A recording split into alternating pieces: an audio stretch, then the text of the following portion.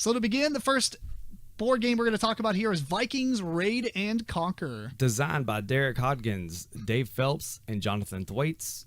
Artist is James Baumgarten, and published by High Roller Games. So if we're not, two of the guys at this table have watched a lot of the seasons of Vikings. So we'll talk about it from a thematic approach, and we're also going to talk about it from a game approach. This is a deck building game, obviously based off the Vikings TV show.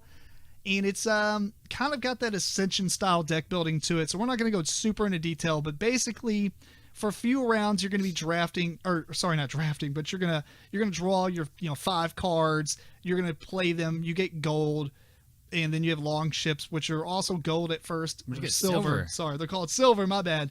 You get currency. Yes. And the longboats are going to be more important later, but for the most part, you're going to have 5 silver on your first couple of turns.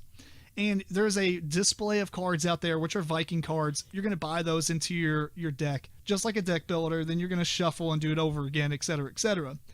It's not until the 5th round and on when the game opens up. So the first 4 rounds or so is kind of getting a few cards into your deck. From that point on, you actually add this action wheel, and this action wheel has, you put almost like a plastic paper clip on the side of it to point to what action you want to do that's around this wheel. It's a different character for everybody, but it doesn't matter. They're all the same. Unfortunately. Yeah, that would have been cool with like special powers. But anyway, you've got basically an attack against all other players. So it's labeled by the character's name. So whoever has Ragnar, is that his name? That's one. You would put your clip there and say, I'm going to attack the Ragnar player. You wouldn't say that, but... Well, you wouldn't say that, but it's denoting what you want to do. Right. You have a raid party in which you can join up with other players and go on a raid. You have a lone raider, which you can go by yourself into the raid, and then you have a defend option. So at that point, like I said, from the 5th round on, everybody's going to select one of those actions, put it back down, not do anything right then. Then you're going to play your cards on your turn while they're face up in front of you. And after you've bought stuff from the middle, each player has, takes each phase basically. So unlike normal deck builders where you buy cards and it goes into your discard, you reshuffle and draw new cards, you kind of play everything and then your turn's done and it goes on to the next person. So Eric would now buy a card from the middle, etc. But my cards are still face up in front of me. And that's important because some cards have options on them. And if you use them in like basically the buying phase, then you don't get to use them in the raiding phase and stuff like that later. So it's kind of like you play them in front of you and you can decide now or later if you want to use that card. Once everybody is bought, then everybody's going to reveal their action board and what option they had. And then you're going to do kind of another thing like where everybody does each phase at a time. All the players who selected defend will go. Then all the players who selected like an attack, I believe. Then a raid. I don't remember the actual order, but the point is you do each action. Like all the defend guys go first. It's pretty simple. What you're trying to do in this game, though, you don't get points for Viking cards. You get points for actual raid cards. Those are the only ones other than the treasure cards that have victory points. And you're going to keep playing until one person has, I believe, well, it depends on the number of players, but it has a certain amount of raid cards. I think in our game it was 5. Yes. And that, like I said, that changes, I think, based on the number of players. Maybe it doesn't. I don't remember. But the raid deck changes based on the number of players for sure. So you're playing until somebody gets about 5 raid cards, and then the game will end. But that doesn't mean they win the game. You still have to add up the victory points because each raid card is worth a different amount. But they also take different amount of attack to actually win.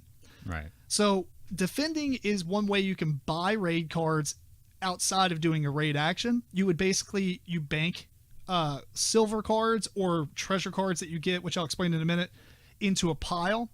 Once you've done that, you can only put 1 each turn, so it'll take you multiple turns to buy it. And then when you take a future defend action and you bank a card, then you can reveal them and say, not reveal, but you pull them out and you say, I'm going to buy one of these raid cards that are face up in the middle. There's always 5. And, for instance, if one takes 7 attack power to kill or to go on the raid, it would also take you 7 silver to purchase. And then you would get that card and it goes in your raid pile. The raid, the way that works is everybody who has a longboat and who actually has, selected the raid action or the defend action could possibly go on this raid.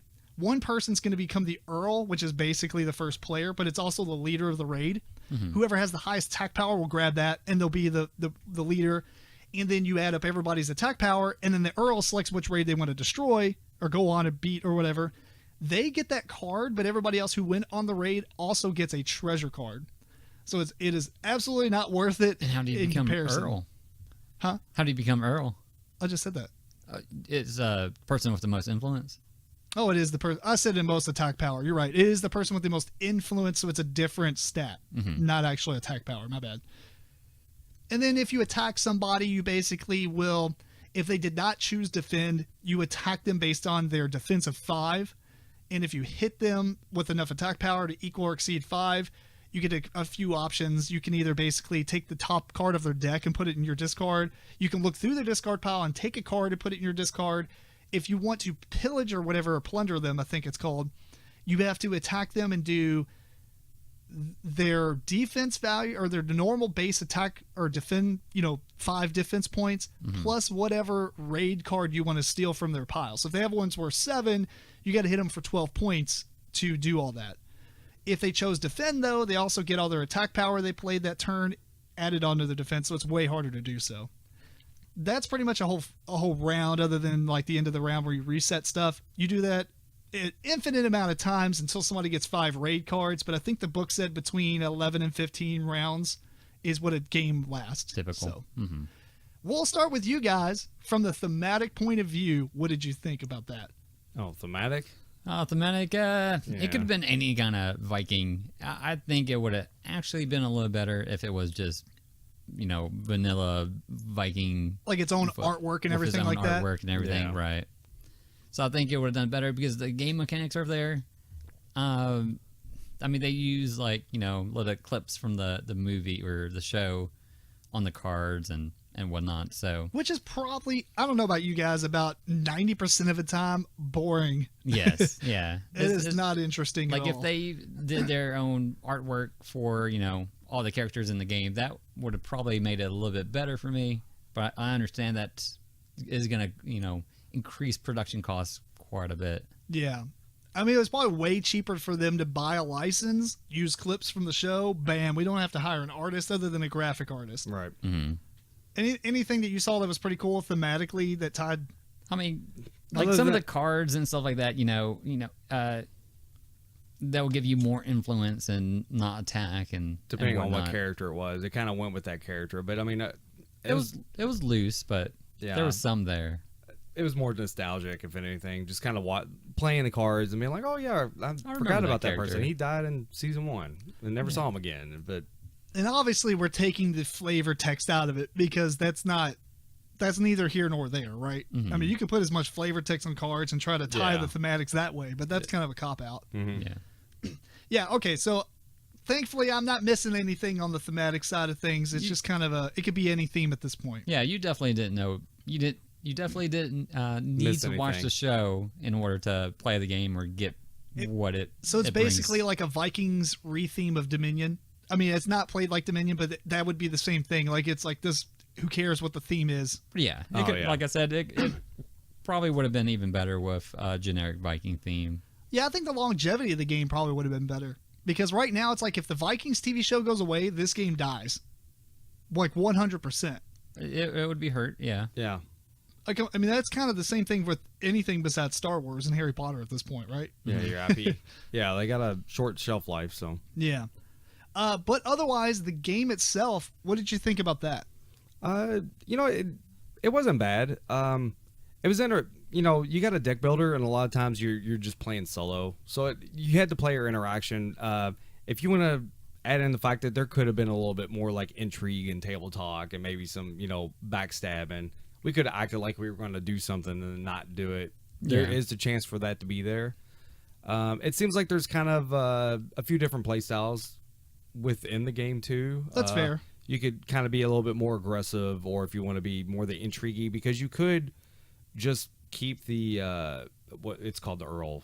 Is that what they call it? Yeah, The first mascot. player. You could kind of keep that, and if people are choosing the right things, you can force them to go fight for you. That's true, yeah, because if Essentially. they pick Raid, they have to come with you. If they pick the Finn, you can offer them. Right. So it's got some stuff there. So it wasn't bad. It was enjoyable to an extent. You know, the first thing you said about making the player interaction better, what about this? I kind of thought this. I mentioned it while we were playing the game, but afterwards I kind of refined it. Instead of having one shield per player, have like it printed on the board or kind of a big shield off to the side, and you put 2 tokens on there. You put one that's a bluff and one is what you're actually going to do. Mm-hmm. That'd be interesting. And so when you're setting your dial basically and then putting it face down, no one has any idea what you're doing there. Mm-hmm. There's no way you can bluff at that point. Right. But now you're like, I'm Matt, doing one of these. why'd you put a token on attacking Tim? Yeah. I don't like that, Matt. But you pick raid as well. Yeah. And so based off the cards that you play, you know, depending on the turn order, that might lead me more towards, oh man, he's really hitting hard this turn. What do I do? Right. Mm-hmm. Kind of deal. So, I mean, it would have been a little bit cooler because of table talk. Well, I don't actually, necessarily think that would fix a lot. You can't doing that. You couldn't really change anything anyway because We haven't if played- everybody's saying I'm going to do this or this, you've already set what you're going to do, so you can't go back and change it. Well, but some of the cards that you can use during the buy phase, you might save for the other phase just so you can use them as attack points if you chose defend. Mm-hmm. Because otherwise you'll lose that attack power because you're buying stuff with the gold or silver it provides. What I'm saying, like, it's obviously not a fix for the game, but what I'm saying Right. is like that if it was designed with more of that in mind, Sure, yeah, it would have been better, I think. I can see that. But overall, I thought the game was okay. Like, I Yeah. think it was It gave you ways to a good amount of ways to thin your deck as well. So, as a deck builder, I think that's pretty important. You want to lean that deck down and keep those good cards that you got. So, there was like 3 good cards, and the rest of the deck was all the same card. well, there was a lot of similar or the same cards. The game was not very deep as far as, it has a 60 card deck, and like, what is there, like 3 copies of every card? I mean, Yeah, there was a couple. there's not a very big variety in the cards that you can purchase. No, there was a few that was stand out-ish, but yeah, you're right. There's not a They a seem to great always variety. be a little too standoutish, though. Yeah, they're almost too standouts. Like, those are the ones you should be buying. Yeah. Right, or that's the one that you should be trying to steal from them. That's what I was going to say, and that's a cool way to handle that, too, is because in more deck builder games where you get to take somebody's card from the discard, Mm-hmm. most of the time you're taking the most expensive card because it's probably also worth the most points as well at the end of the game. Right. When this one, it's not worth any points at all. Oh, this It one, is. I was gonna say this one also adds in a little bit different mechanic as well. It's betrayal cards, I think it's called. Or they Where- have to pick that instead. Yeah, if you buy it, you put it in your discard. If they're stealing anything from there, they have to take that card. That's so cool you can too. kind of but protect your better cards. depending on your discard, it's not always going to be there. That's but, true. But what I was going to say what was neat though is if somebody's really hammering out some raid cards with that one card or something, it makes sense to attack them and try to steal it right after they use it because now it's in their discard pile. Right. But they know that, so you're right. They need to buy those betrayal cards or do something else, I guess. I don't know. There's not a lot of options, but overall, I think the intent here is good. Yeah, and I think it was pretty thematic. I'm not sure if it was Viking thematic. Is it really all that thematic following the show? Maybe not so much, but it had that Viking feel. You can go solo raid. Whoever has the most strength is gonna go on that raid by themselves, which makes sense because it kind of did in the show as well, where if Matt goes and he gets the raiding party together, and I try to get my raiding party together, and everybody thinks Matt's raiding party is better, has the better men in it and whatnot, he's gonna get a lot of following, and I'm gonna get like the old men and whatnot. So only one person's really gonna go solo raid, and everybody else has to go on the big group raid. Yeah. Well, cool. Any final thoughts, Matt, about this one? It was okay. You're a resident deck builder lover here. Yeah, it was okay. All right. It was all right. Yeah, I liked it overall. I mean, I don't know that I have to pick it up myself, but it was pretty good. That's cool. Yeah, I don't know. I'll probably play it a few more times, see what happens. I don't think I don't think it has the longevity of play. So after you play it 5 or 6 times, you've probably experienced it as much as you could. Right. I would say so. Yeah. Well, anyway, that's Vikings Raid and Conquer.